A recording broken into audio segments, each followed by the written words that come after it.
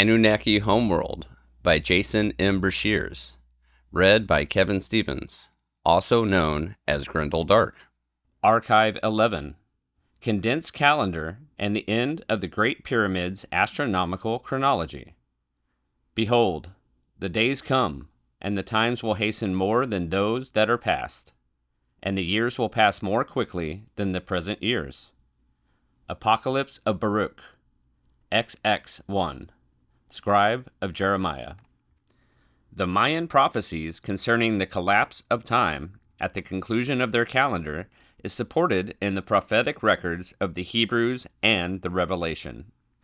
The prophet Enoch, before the flood, architect of New Grange, Stonehenge, and the Great Pyramid, wrote, "In the days of sinners the years shall be shortened.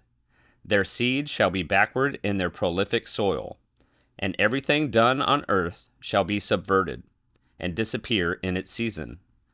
The rain shall be restrained, and the heavens shall stand still. In those days the fruit of the earth shall be late, and not flourish in their season. And in their season the fruit of the trees shall be withholden. The moon shall change its laws, and not be seen in its proper period, earth and its satellite pushed out of its place. But in those days shall heaven be seen, and barrenness shall take place in the borders of the great chariots of the west. Heaven shall shine more than when illuminated by the orders of night, while many chiefs among the stars of authority, Anunnaki, shall err, perverting their ways and works.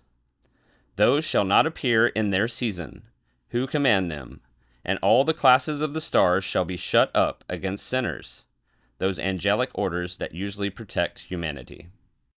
This passage in the Enochian writings, which claim that they were written in the beginning for the benefit of mankind in the end, reveal clearly that the evil angelic beings will be active against humanity, contemporary with a dynamic change in the movement of the earth.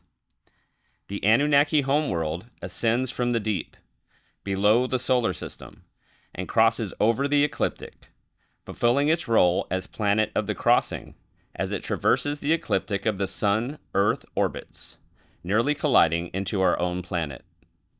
This single event in 2046 AD is the subject of the Hopi prophecies of the coming of the Dark Star and other American traditions concerning the lost or black star, the black sun, initiating the fifth sun, fifth time the motion of the sun changed. It marks the return of the fearful constellation, foretold by the priest-prophet Ezra. Ezra wrote that the sun will appear and shine at nighttime, and the moon will appear 3 times in a day. Wild animals will migrate in mass confusion, and menstruous women will give birth to monsters, genetic aberrations. Women will give birth to children in 3 or 4 months. The infants shall live and be raised up, talking at the age of 1. Natural springs and rivers will initially not flow for 3 hours. The first, second, and third trumpets involve meteoric rain, asteroid and comet impacts that burn up a third of Earth and destroy freshwater lakes, rivers, and reservoirs. The fourth trumpet being the result of the close proximity of Niburu. And a third part of the sun was smitten, and a third part of the moon, and a third part of the stars, so as the third part of them was darkened, and the day shone not for a third part of it, and the night likewise. Revelation 8:12. The immense gravitational attraction of the mass of Niburu will pull on the Earth and draw our planet into a closer orbit toward the sun, causing the intensified heat that burns up a significant portion of the planet in apocalypse. Further, Earth will be pulled off the ecliptic and back onto the ecliptic of the Dark Star. Former day star of the lost binary Niburu still travels. The Sun itself may undergo a pole shift, aligning itself with the galactic plane, tossing all the planets from Mercury to Neptune into chaos as they re-stabilize into newer orbits. This will reveal the original zodiac, which was not in the present ecliptic, but found its origin in the stars and constellations spanning the dark star's ecliptic plane. The prophet Isaiah confirms this as a future condition of Earth when he wrote, "The earth is utterly broken down, moved exceedingly. The earth shall move to and fro like a drunkard, and shall be removed like a cottage. And it shall come to pass in that day that the Lord shall punish the host of the high ones that are on high," Anunnaki, "and the kings of the earth upon the earth. The moon shall be confounded, and the sun ashamed," a reference to covering its face, "when the Lord of hosts shall reign in Mount Zion." The imagery of the Revelation record employs symbols and concepts used by the ancients to describe Niburu. In 1915 BC, when the Anunnaki planet passed Earth and was viewed by the Babylonians, they preserved in their cuneiform tablet texts that it appeared as a giant, dark, multi-headed dragon, and they called it Tiamat, the personification of chaos. The Egyptians referred to Niburu as the celestial monster Typhon. In Hesiod's Theogony, it is related as huge dragon heads having black tails, and through the course of history, from China to ancient America, comets have since been associated to dragons. This concept remains unchanged in the Revelation text, which also describes Niburu approaching the earth. "And a great sign was seen in heaven, a woman invested with the sun and moon under her feet, and on her head a crown of 12 stars, and being pregnant, she cried forth, travailing, and being pained to bring forth. And another sign was seen in heaven, and behold, a great fiery red dragon, having 7 heads and 10 horns, and on its heads 7 diadems." Revelation 12, 1-3. This woman is the constellation Virgo, and the only way to cause the sun to be under the feet of this zodiacal constellation is for our own planet to be removed from the ecliptic, to be placed far above the ecliptic plane so as to make the sun below Virgo. What this implies, sequentially, is that Niburu will ascend into the inner system from directly underneath Earth, push our world onto the dark star's ecliptic plane with it, and with Earth shoved upward and out of the way, we will be able to first view Virgo before seeing Niburu, as it passes our planet on its 60-year journey over the sun. As the Maya knew, time will collapse into a newer, more accelerated system.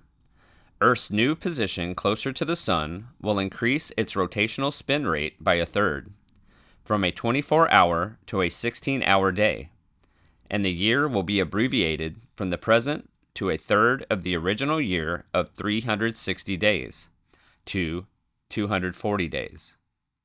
The orbit is quickened, obviously because the planet's distance from the sun is significantly shorter, and the rapid rotation increases our ability to see the moon more often than is presently possible.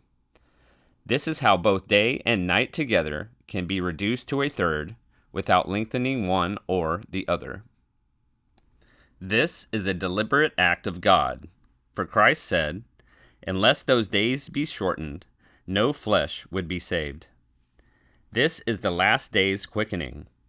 The new orbit is the precise opposite, the reverse of what transpired in 4309 BC, when the pre-Adamic world was destroyed, and Earth was pushed out of its place in a solar system-wide disaster. The initial explosions of the day star that imploded, becoming the dark star, sent Earth plummeting through space for 270 years until reaching the present sun, and intrusively initiating its own orbit between the orbital belts of Venus and Mars, where it remains a mathematical anomaly. This 270 years, according to the Sumo-Babylonian records, read that long were the days, years were added.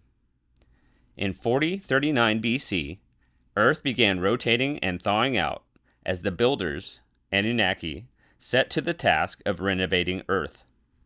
This was a collapse of time, and the new rotation and orbit initiated a new astronomical chronology, that was encoded in the dimensions of the 4 cornerstones of the Great Pyramid, and discovered in the early 20th century AD by David Davison as ending in 2046 AD. He was off by a year. The Maya preserved a system that counted down to this end of Earth's astronomical chronology, but their countdown began in 3113 BC. Now, in 2046 AD, the planetary situation is reversed to short were the days, years were taken. Thus, everything God had made in the beginning, from the vantage point of Earth, was reduced to a third in the end, even time. This alteration reveals why the Antichrist changes times and seasons, as prophecies in the Scriptures dictate. It will also accelerate and increase the violence of the apocalypse, for the revelation unveils that the dragon, Lord of the Anunnaki, will be frustrated because his time is short. This also explains why the Scriptures read that Christ comes as a thief in the last days.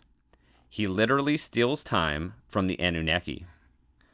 The chronological effect of the condensed calendar is an abbreviation of the final 60 years from 2046 to 2106 AD, 6000 AM, to a 40-year period, the elimination of a third of this time resulting in the actual loss of 20 years. The 40 years of 240 days each is exactly 14,400 days, 144 times 100, from 2046 AD to the year 6000 Annus Mundi. How this acceleration will affect human longevity is not known. However, what is abundantly clear is that at the time of this writing, there are hundreds of millions of people living who will still be around to witness these events. In fact, the entire generation born from 1986 AD and afterward will potentially still be alive for the return of the chief cornerstone in 2106 AD, for the condensed calendar abbreviates the 120 years to 100 years. Nonetheless, the 2046 AD event and start of this new condensed calendar is only a few decades away from the composition of this work.